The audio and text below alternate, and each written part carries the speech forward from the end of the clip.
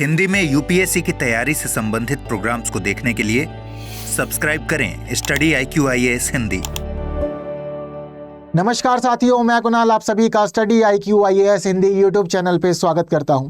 हमारी आज की क्लास में हम लोग बात करने वाले हैं स्कूल्स में बच्चों के लिए मोबाइल फ़ोन को बैन किए जाने के बारे में। साथ साथ ये भी चर्चा करेंगे कि क्या सच में स्कूल्स में मोबाइल फ़ोन बच्चों के लिए बैन होना चाहिए या नहीं होना चाहिए, ये भी देखेंगे। हालांकि आप लोग कमेंट करके मुझे अपना विचार बता सकते हैं कि आप लोग को क्या लगता है कि बैन होना चाहिए या नहीं होना चाहिए, क्योंकि ये जनरली एक चर्चा का विषय रहता है। हम लोग अपने गली मोहल्ले या रिश्तेदारों के बीच जब बैठते हैं तो कई बार ये विषय उठ जाता है कि यार बच्चों को देखो स्कूल में तो मोबाइल फ़ोन लेके जाने ही नहीं देना चाहिए। जब हम छोटे थे तो मोबाइल फ़ोन जैसी कोई चीज़ उस समय थी ही नहीं, लेकिन बाद में जब धीरे धीरे आने लगी तो भी ये था कि स्कूल में लेकर नहीं जाना है। लेकिन आजकल बहुत ज़्यादा आम हो गया और बच्चे स्कूल्स में भी बहुत ज़्यादा मोबाइल फ़ोन्स लेकर के जा रहे हैं, यूज़ भी कर रहे हैं, सभी चीज़ें हो रही हैं। तो बहुत सारे लोगों को लगता है कि यार नहीं होना चाहिए सभी चीज़ें और स्कूल्स में नहीं जाना चाहिए मोबाइल फ़ोन लेके बच्चों को। हालांकि आप लोग का क्या विचार है मुझे कमेंट में बताइएगा। बाकी समझते हैं पूरी कहानी दिल्ली हाई कोर्ट के माध्यम से। पहले देखते हैं न्यूज़ क्या कह रही है। Delhi high court calls total ban on students using mobile phones in schools unworkable. तो देखिए, फिलहाल दिल्ली हाई कोर्ट की तरफ से ये कह दिया गया है कि अगर आप लोग ये सोचते हैं कि विद्यालय के अंदर बच्चों को मोबाइल फ़ोन से दूर रखना चाहिए और पूरे प्रतिबंध लगा देना चाहिए कि बच्चे स्कूल में मोबाइल फ़ोन का इस्तेमाल ना करें, तो आपका ये जो विचार है पूरी तरह से अवांछनीय है और साथ साथ अव्यावहारिक है। आप सोच रहे हैं कभी नहीं कर पाएंगे, ना ये हो सकता और चीज़ें इस तरह से की भी नहीं जानी चाहिए। अब दिल्ली हाई कोर्ट ने ऐसा क्यों कहा और क्या है इसके पीछे का मामला, आइए अच्छे से समझते हैं। तो वैसे तो देखो, मोबाइल फ़ोन्स का इस्तेमाल आजकल बहुत ज़्यादा आम हो चुका है ना। हम अपने घर में देखते हैं कि जो न्यू बॉर्न होते हैं, न्यू बॉर्न भी मोबाइल के बिना रह नहीं पाते। क्या घर में आपकी स्थिति है ये वाली कि जो न्यू बॉर्न बेबीज़ हैं क्या वो रह पा रहे हैं मोबाइल फ़ोन्स के बिना? हालांकि उनके लिए उद्देश्य मनोरंजन है, लेकिन अब फिलहाल हम ये देखते हैं कि कोई भी उम्र का व्यक्ति नहीं बचा है जो मोबाइल फ़ोन का इस्तेमाल नहीं कर रहा हो। न्यू बॉर्न भी कर रहे हैं, स्कूल जाने वाले छोटे बच्चे भी कर रहे हैं, ठीक है। अगर आप हायर क्लासेस में मतलब अगर आप 10th-12th में हैं तो ऐसी स्थिति में भी बच्चे इस्तेमाल कर रहे हैं। और घर के मतलब अडल्ट तो कर ही रहे हैं, साथ साथ बुजुर्ग भी आजकल बहुत ज़्यादा इस्तेमाल कर रहे हैं स्मार्टफोन्स को। उनका भी काम नहीं चल रहा है, उनके भी समय नहीं कट रहा है, ये सच्चाई हो गई है। अब दरअसल ऐसी ही कहानी थी द्वारका के केंद्रीय विद्यालय के एक बच्चे की। वो बच्चा 10वीं क्लास में पढ़ता था, स्कूल में मोबाइल फ़ोन्स वगैरह लेकर के जाया करता था। अब एक दिन उसने क्या किया कि उसने टीचर की फ़ोटो क्लिक की और फ़ोटो क्लिक करके सोशल मीडिया पर अपलोड कर दी। अब इसकी वजह से जो शिक्षक थे वो थोड़ा सा नाराज़ हो गए। अब शिक्षक ने नाराज़ होकर दरअसल किया क्या, पहली बात तो बच्चे को क्लासेस में एब्सेंट कर दिया। एब्सेंट करने के साथ साथ उसके बोर्ड के एग्ज़ाम थे, तो बच्चे को बोर्ड के एग्ज़ाम के लिए पूरी तरह से उन्होंने रोक दिया कि भाई नहीं, ये बच्चा बोर्ड के एग्ज़ाम नहीं देगा। मतलब फ़ोटो क्लिक करके सोशल मीडिया पर डालने पर इतनी ज़्यादा नाराज़गी हो गई कि आपको बोर्ड के एग्ज़ाम तक देना नहीं चाहते, फिलहाल दिलाना नहीं चाहते शिक्षक। उनकी स्थिति यहाँ पर ये बन गई है। तो अब मामला जो था बड़ा गंभीर सा हो गया। और 10वीं क्लास 12वीं क्लास दोनों बोर्ड्स के होते हैं तो थोड़ा सा मामला गंभीर भी होता है, सीरियस भी रहता है। तो अब जब ये सभी चीज़ें हुई तो फिर मामला पहुंच गया दिल्ली हाई कोर्ट में।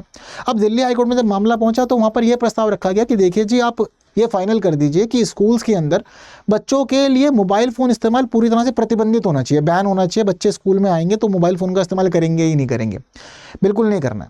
तो अब ऐसी स्थिति में क्या हुआ कि फिर मामला जो था वो मामला आगे बढ़ा और मामला पहुँचता है फिलहाल दिल्ली हाई कोर्ट के जज साहब के पास में। जज साहब का नाम क्या है? तो जज साहब का नाम है अनूप जयराम भंभानी साहब। अब इन्होंने इस मामले पर विचार किया। इन्होंने मामले विचार करके बोला कि पूर्ण प्रतिबंध लगवाना है स्कूल में बच्चों के मोबाइल फ़ोन इस्तेमाल पर। पहले तो कहते हैं देखो अवांछनीय अव्यावहारिक है, ये चीज़ें ना सोचनी भी नहीं चाहिए। अब इन्होंने बोला कि अवांछनीय और अव्यावहारिक क्यों, इसके पीछे की कहानी भी इन्होंने बताई। इन्होंने कहा कि देखो भाई, वास्तव में ये हमारी वर्तमान जीवन की सच्चाई हो चुकी है कि हम लोग टेक्नोलॉजी के बिना नहीं जी सकते। टेक्नोलॉजी हमारे साथ साथ चलेगी। जैसे कहते हैं ना कि तू जहाँ जहाँ चलेगा मेरा साया साथ होगा। तो अब टेक्नोलॉजी की स्थिति वो है, अब कहीं भी चले जाए, अब टेक्नोलॉजी से अछूते रह ही नहीं सकते। टेक्नोलॉजी चलेगी आपके साथ साथ। अब जब टेक्नोलॉजी साथ साथ चली रही है तो ऐसी स्थिति में ज़रूरी है कि बच्चों को पूरी तरह से तो प्रतिबंधित ना किया जाए। अब क्या किया जाए, एक बैलेंस अप्रोच समझी जाए। मतलब आपको बैलेंस करना है चीज़ों में। बैलेंस क्यों करना है? बच्चों की शिक्षा, बच्चों का जीवन प्रभावित नहीं होना चाहिए, क्योंकि टेक्नोलॉजी के बिना आप शिक्षा नहीं चल पा रही है।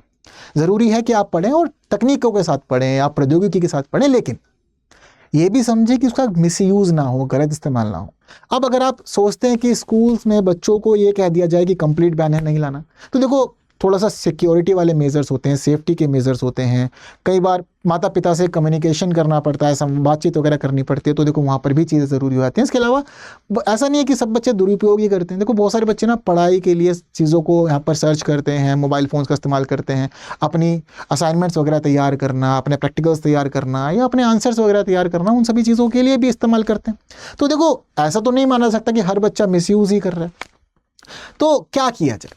तो देखो विचार ये उठा जब क्या किया जाए, तो यहाँ पर दिल्ली हाईकोर्ट का ये कहना था कि देखो आपको एक बैलेंस अप्रोच निकालनी पड़ेगी। बैलेंस अप्रोच निकलेगी एक विनियामक नीति के माध्यम से, यानी कि आपको एक पॉलिसी तैयार करनी पड़ेगी।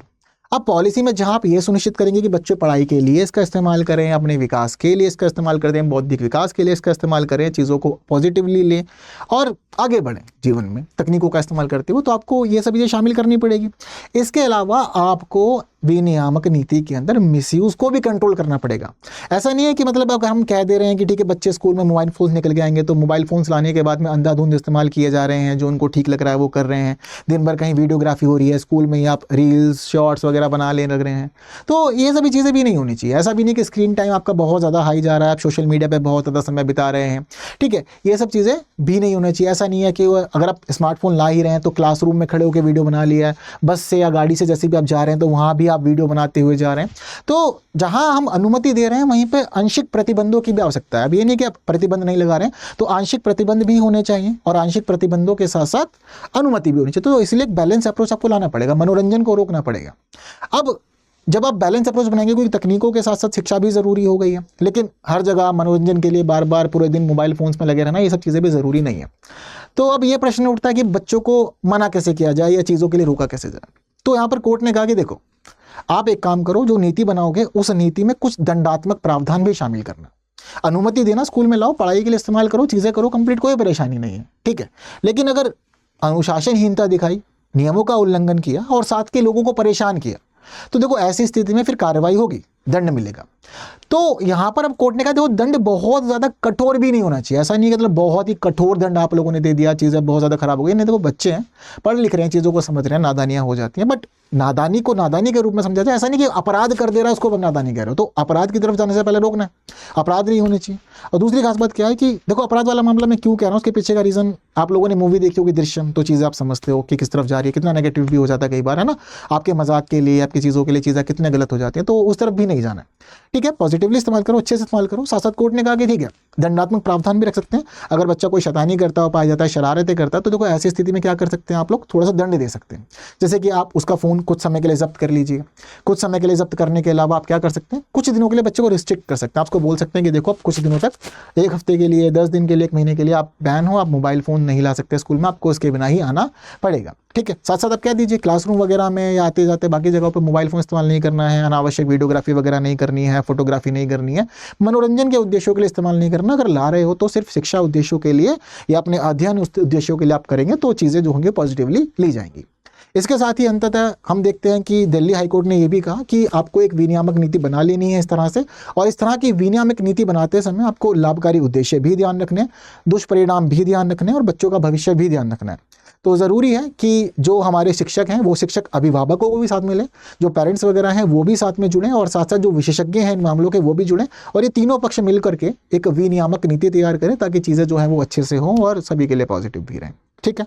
तो बस यही सारा का सारा मामला था जो दिल्ली हाईकोर्ट में हुआ और जज साहब ने चीज़ें बताई, और ये सभी चीज़ें हम भी समझते हैं कि हाँ ये वास्तव में सच्चाई है। आजकल थोड़ा सा बैलेंस करके चलना ज़रूरी है, नेगेटिव यूज़ ना हो और पॉजिटिवली चीज़ों को लेकर के बच्चे आगे बढ़े भी। बात क्लियर है सभी को? तो बस आज की क्लास में इतना ही। बाकी आप लोग को क्या लगता है बैन होना चाहिए या नहीं, या दिल्ली हाईकोर्ट का जो ऑर्डर था उससे आप कितने सेटिस्फाइड हैं, मुझे कमेंट में बताइएगा। बाकी वीडियो को आप शेयर कर सकते हैं जितना भी लोगों तक पहुंचाना चाहें, और जिन्होंने लाइक नहीं किया करके जाइएगा ज़रूर से। बाकी की बातें करेंगे आने वाली और क्लासेस में कुछ नए विषयों के साथ। तब तक के लिए दीजिए मुझे विदा। Thank you so much. जय हिंद।